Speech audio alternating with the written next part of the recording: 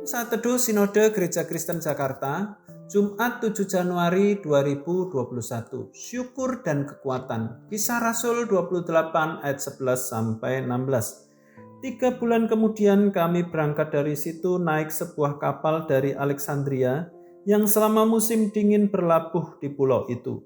Kapal itu memakai lambang Dioskuri. Kami singgah di Sirakusa dan tinggal di situ 3 hari lamanya. Dari situ kami menyusur pantai lalu sampai ke Rhegium. Sehari kemudian bertiuplah angin selatan dan pada hari kedua sampailah kami di Puteoli. Di situ kami berjumpa dengan anggota-anggota jemaat dan atas undangan mereka kami tinggal 7 hari bersama-sama mereka. Sesudah itu kami berangkat ke Roma. Saudara-saudara yang di sana telah mendengar tentang hal ihwal kami dan mereka datang menjumpai kami sampai ke Forum Appius dan Tres Tabernae. Ketika Paulus melihat mereka, ia mengucap syukur kepada Allah lalu kuatlah hatinya. Setelah kami tiba di Roma, Paulus diperbolehkan tinggal dalam rumah sendiri bersama-sama seorang prajurit yang mengawalnya.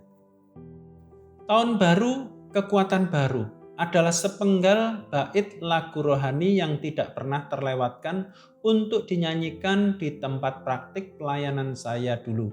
Alasannya, setiap kali memasuki tahun baru, setiap jemaat sangat butuh kekuatan baru. Sebab tahun baru akan menghadapi tantangan dan kesulitan yang baru, dan nilai hidup yang diperlukan dalam menghadapi berbagai persoalan dan tantangan adalah kekuatan atau daya tahan.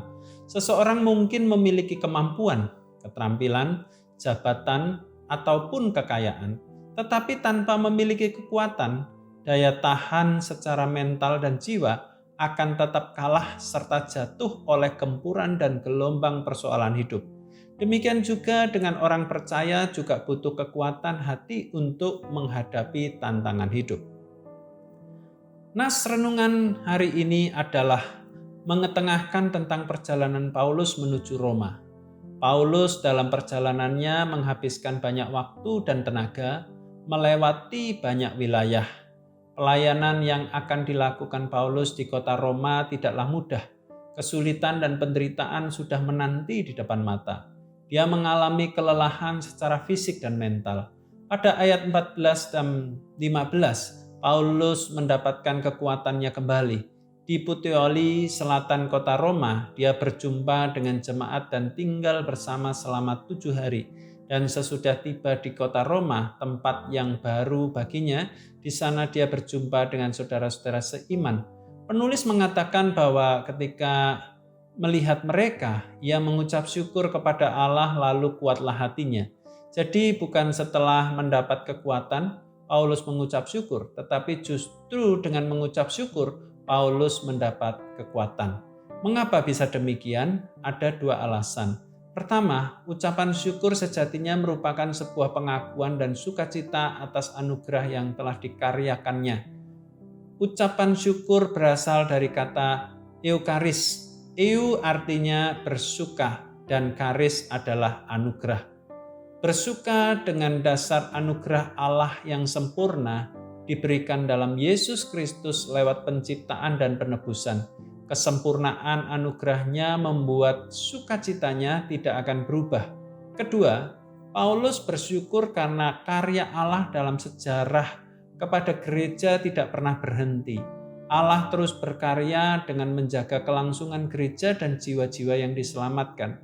Bahkan karyanya tidak bergantung pada pelayanan dan kehebatan Paulus. Paulus hanyalah salah seorang yang dipakai olehnya. Jadi bagi Paulus, jika dirinya gagal ataupun mengalami kematian dalam pelayanan di Roma sekalipun, dia percaya karya Allah tidak akan pernah berhenti sampai kepada akhir zaman. Itu yang membuat dia bersukacita dan dikuatkan kembali. Demikian juga kehidupan kita, jangan bersyukur hanya ketika sudah mendapat kekuatan yang kita butuhkan, tetapi bersyukurlah dengan memandang anugerah Allah yang sempurna di dalam Yesus Kristus bagi kita. Bersyukurlah bahwa karya Allah tidak pernah berhenti bagi umatnya. Kerjakanlah tugas kita, yaitu setia dalam komunitas tubuh Kristus serta menjangkau lebih banyak lagi jiwa-jiwa. Percayalah bahwa kekuatan dari Tuhan akan selalu melimpah dalam hati kita. Jadi bersukacitalah karena karyanya tidak pernah gagal, maka pelayanan kita pun tidak akan sia-sia. Bersyukurlah atas karya anugerah Allah yang tidak pernah gagal. Itu memberikan kekuatan bagi kita dalam melayani Dia di tengah-tengah tekanan dan penderitaan. Tuhan Yesus memberkati.